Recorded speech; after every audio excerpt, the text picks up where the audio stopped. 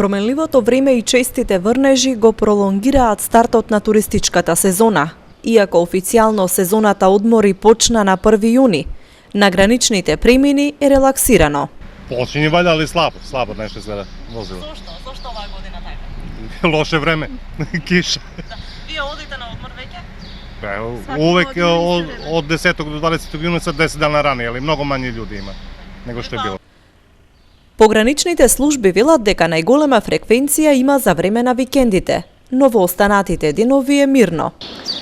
Граничниот премен Богородица Евзони е полупразен. Нема гужви и застои за излез од државата на пасошката контрола, што е типично за овој период од годината кога почнува туристичката сезона. На намалената фреквенција на премините најверојатно влијае и забраната за внесување храна во Грција. Патниците коментираат дека цените на грчкото приморје се високи и летувањето е многу надпросечниот стандард на граѓаните. Секој кога иде до државата ќе си носи нешто нормално за јадење и за пиење. За наши услови таму е скапо и мора нешто да носи, че не е во ред.